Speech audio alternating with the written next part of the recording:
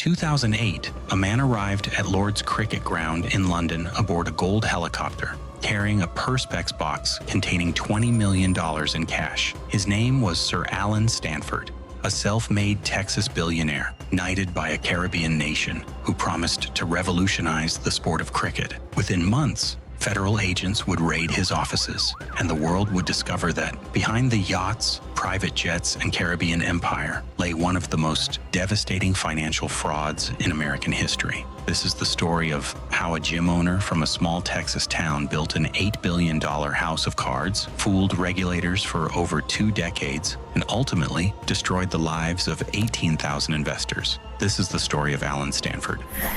Robert Allen Stanford was born on March 24, 1950, in Mexia, Texas, a small town east of Waco, with a population of just 7,000. His father, James Stanford, served as the mayor and ran a small insurance agency. His mother, Sammy, worked as a nurse. When his parents divorced in 1959, 9-year-old Allen and his younger brother, Reed, moved with their mother to Fort Worth.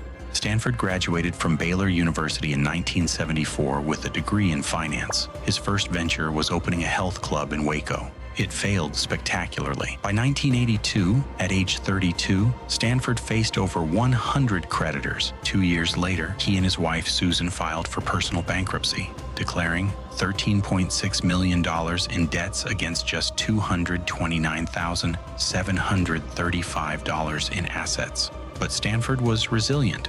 In the early 1980s, when the Texas oil bubble burst and Houston's real estate market collapsed, Stanford saw opportunity. Partnering with his father, he began purchasing depressed properties for pennies on the dollar. As the market recovered, the Stanfords made a fortune. It was Allen's first taste of real wealth and his first lesson in exploiting crisis for personal gain. In 1985, Stanford moved to the Caribbean island of Montserrat and established Guardian International Bank. Why Montserrat? Because offshore banking regulations were virtually non-existent. 5 years later, after British regulators began cracking down, Stanford relocated to Antigua and Barbuda, renaming his institution Stanford International Bank in 1994. By the 2000s, Stanford Financial Group employed over 3,000 people across 23 states and 13 countries, managing what he claimed was $50 billion in assets for clients in 140 nations. Stanford's pitch was simple but irresistible. His bank offered certificates of deposit with consistently higher returns than any American bank could provide. While U.S. banks offered 3 to 4% returns, Stanford International Bank promised 9 to 11% annually. Year after year, decade after decade, the returns were consistent. To investors, the math was simple. Why accept 4% when you could get 10%? Thousands of people, many of them retirees, including a significant number of Exxon employees from Baton Rouge, entrusted their life savings to Stanford's bank. They received professional-looking statements in the mail every month showing their investments growing steadily. Everything seemed legitimate, but it wasn't. From the very beginning, Stanford International Bank's financial statements were, in the SEC's words, fictional. Stanford was diverting billions of dollars from depositor funds into his personal businesses through undisclosed loans. These businesses, restaurants, cricket tournaments, real estate projects, ran at a net loss of hundreds of millions of dollars every single year. He was using money from new investors to pay returns to old investors, the textbook definition of a Ponzi scheme. And the SEC knew something was wrong as early as 1997.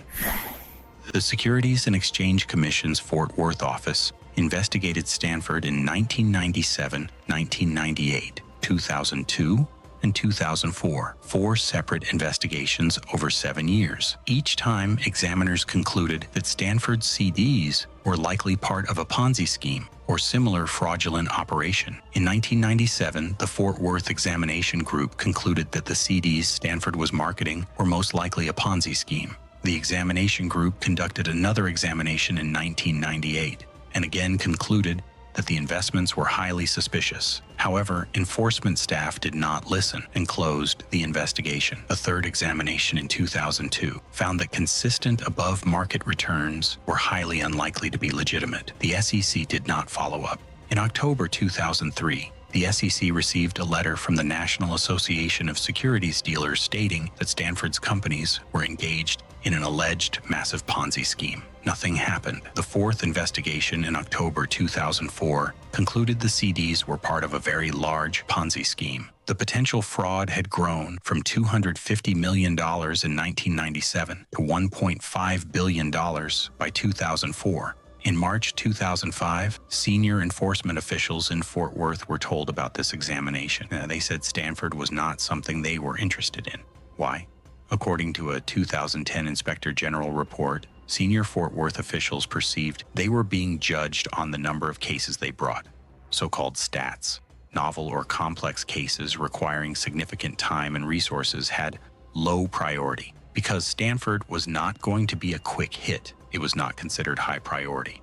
The SEC chose to ignore a multi-billion-dollar Ponzi scheme because investigating it would require too much time and effort. While they did nothing, Stanford continued to steal from thousands of investors. Meanwhile, Stanford was building himself into a larger-than-life figure. In 2006, the government of Antigua and Barbuda knighted him, making him Sir Allen Stanford. Prince Edward, Earl of Wessex, participated in the ceremony. Stanford had become the island's largest private employer, funding hospitals, newspapers, cricket stadiums, and government buildings. Forbes listed him as the 205th richest American in 2008, with a net worth of $2.2 billion. When asked on CNBC if it was fun being a billionaire, Stanford laughed and said, "Well, yes it is." But the lifestyle Stanford led was funded entirely by fraud. Stanford's spending was obscene. Court documents reveal a financial profile that reads like satire. $100 million on aircraft over 3 years, including 6 private jets and helicopters. A 112-foot yacht on which he spent $12 million to extend the length by just 6 feet. A private Caribbean island called Maiden Island, purchased for $63 million. An 18,000 square foot castle in Coral Gables, Florida, with 57 rooms, a moat, and a tower. Christmas presents for his children costing up to $75,000.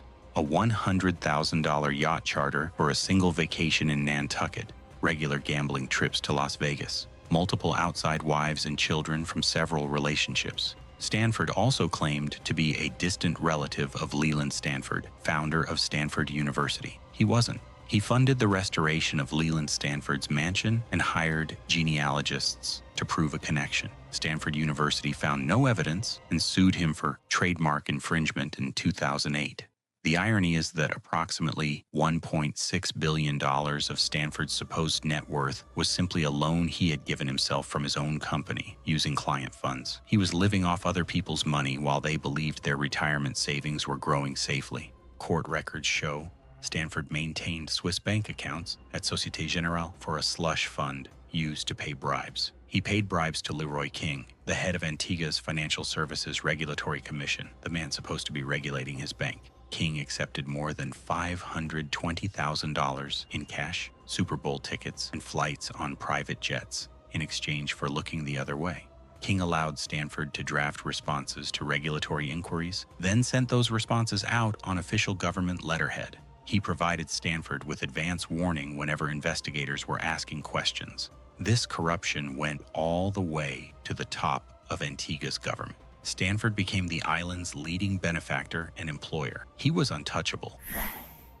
One of Stanford's most bizarre ventures was his obsession with cricket. In 2006, he created the Stanford 2020 tournament, a domestic Caribbean cricket competition. But Stanford had bigger ambitions. In June 2008, he signed a 5-year deal with the England and Wales Cricket Board for a series of $20 million winner-takes-all matches. England's national team would face Stanford's hand-picked all-star Caribbean team, the Stanford Superstars. The winning team would pocket $20 million. To promote the match, Stanford flew to Lord's Cricket Ground in London, the home of cricket, in a gold helicopter. He landed carrying a transparent case filled with $20 million in cash, flanked by cricket legends Sir Gary Sobers and Sir Viv Richards. The spectacle was pure Stanford, audacious, attention-grabbing, and funded by fraud. When the match happened in Antigua on November 1st, 2008, things got worse. Stanford, was filmed sitting with the wives and girlfriends of England players. Matt Pryor's pregnant wife was photographed sitting on Stanford's lap while he bounced her up and down. One anonymous England player told the Daily Mail, "If that was my wife he put on his lap, I would have wanted to punch him." England lost the match by 10 wickets. The tournament was described by cricket writer Stephen Brinkley as the most offensive short-form match ever organized. The 5-year deal worth $100 million would never see a second match. Within 4 months, Stanford's empire would collapse. By late 2008, the global financial crisis was in full swing. Investors everywhere were spooked, and many of Stanford's clients began requesting withdrawals.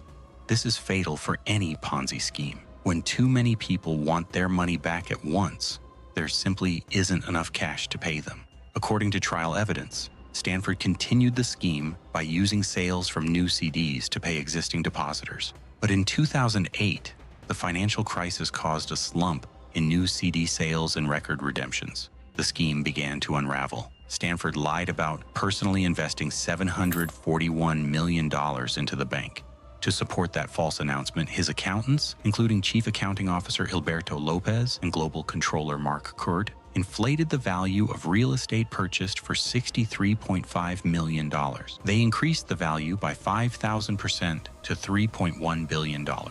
Despite no independent appraisals or improvements, they simply changed the numbers on paper. On February 17, 2009, the SEC charged Stanford and his associates with massive ongoing fraud involving $8 billion in fraudulent certificates of deposit. Federal agents raided Stanford financial offices in Houston, Memphis, and Tupelo. Federal judge froze Stanford's assets and ordered him to surrender his passport. CNBC reported that Stanford tried to flee the country that very day. He contacted a private jet owner and attempted to pay for a flight to Antigua with his credit card, but the company refused. They only accepted wire transfers. With his accounts frozen, Stanford couldn't pay. 2 days later, on February 19th, FBI agents found Stanford hiding at his girlfriend's house near Fredericksburg, Virginia. The tip came from one of Stanford's own pilots. When agents served him with civil papers from the SEC, Stanford's expression reportedly showed he knew it was over. On February 27th, the SEC amended its complaint to explicitly describe Stanford's operation as a massive Ponzi scheme. The agency stated bluntly,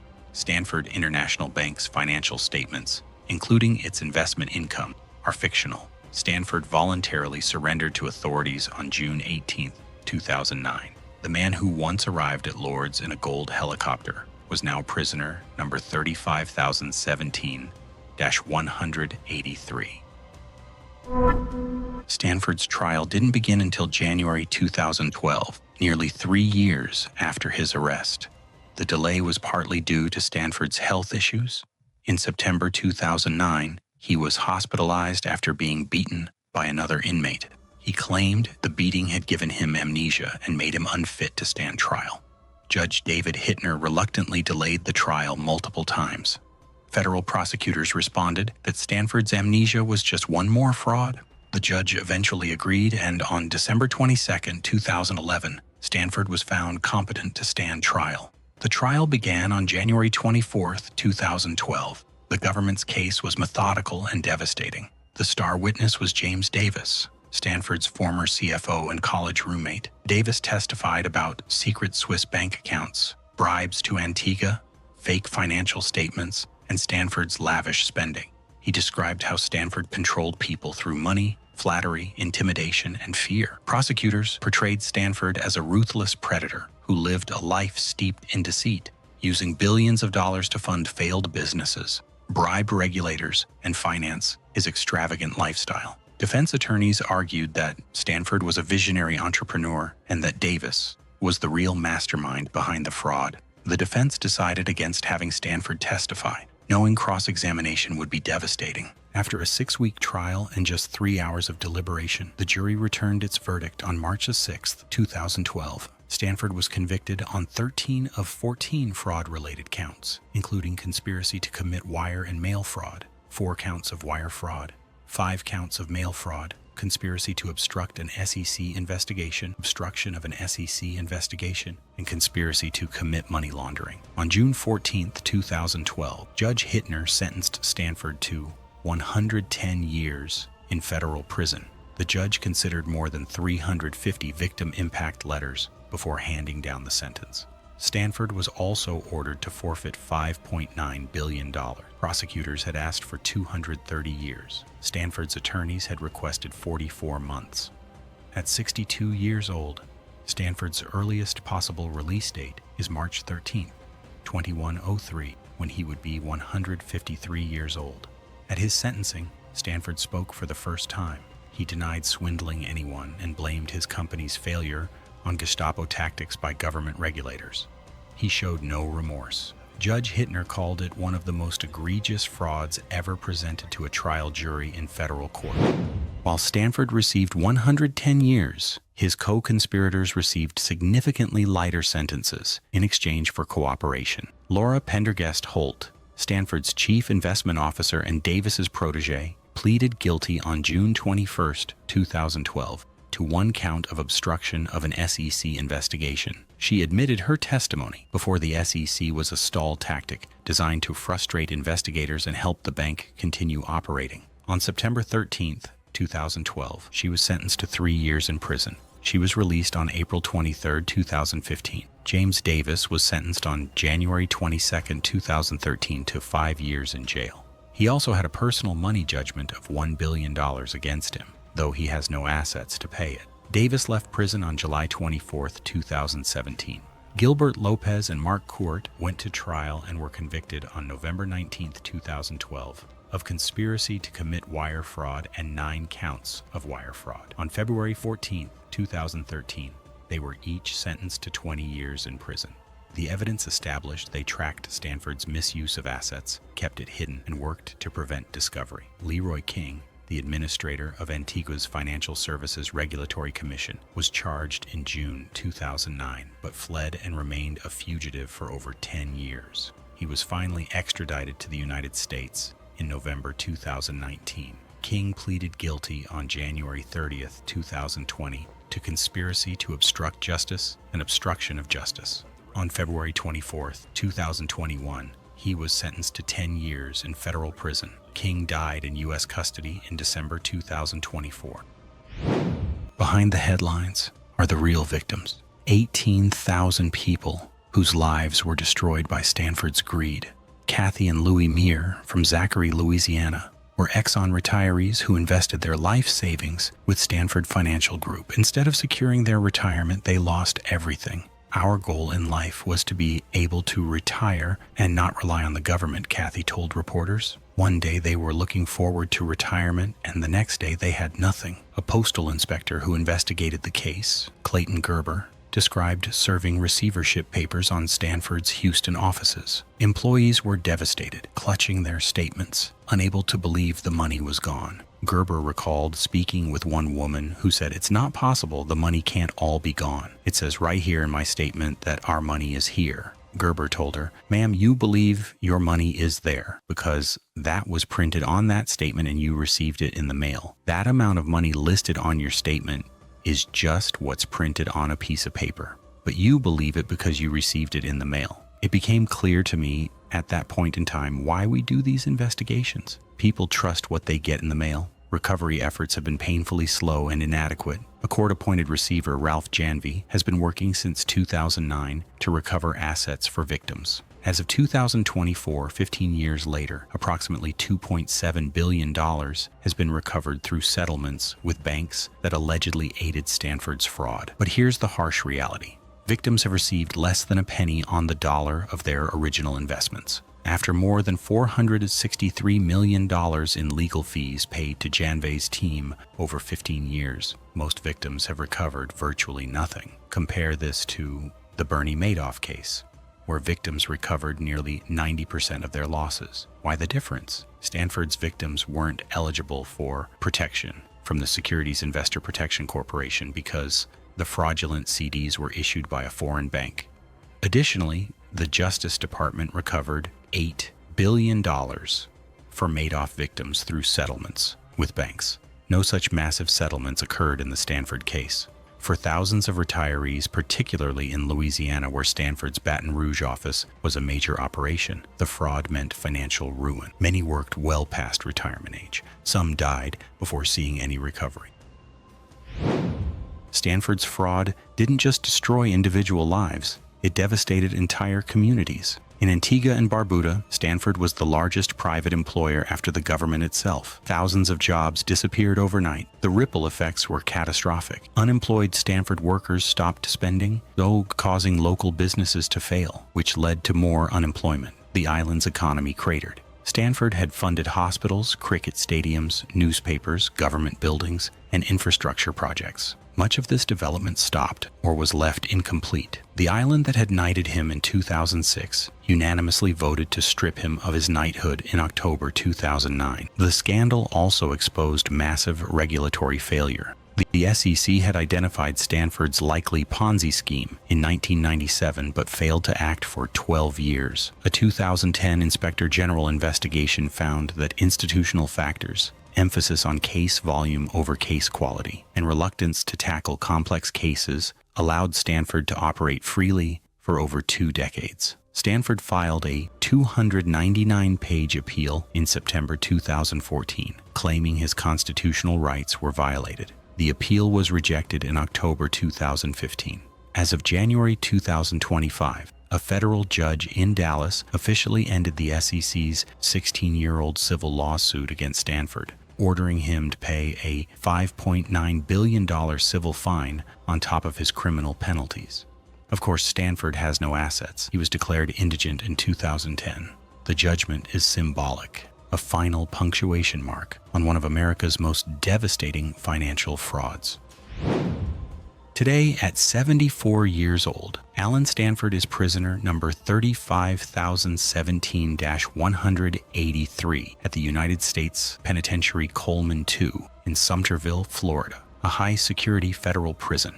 He's ineligible for release until 2013. He will die in prison. The man who once landed at Lord's in a gold helicopter, who spent $12 million extending his yacht by 6 feet, who called himself Sir Allen and claimed to be worth $2.2 billion, now lives in an 8x10 cell. He has suffered health issues in prison, including a stroke, a broken hip, and a dislocated shoulder. He maintains his innocence. Meanwhile, his victims, now elderly or deceased, continue waiting for justice that may never fully arrive. The $2.7 billion recovered represents only a fraction of the $7.2 billion stolen. Most will never see meaningful restitution. Stanford's story serves as a stark reminder of the human cost of financial fraud and the critical importance of effective regulation. For over 20 years, thousands of people believed their retirements were secure, their futures protected. They trusted the statements they received in the mail, the professional advisors who sold them CDs, and the regulatory system that was supposed to protect them. All of it was a lie. This was the rise and fall of Sir Allen Stanford.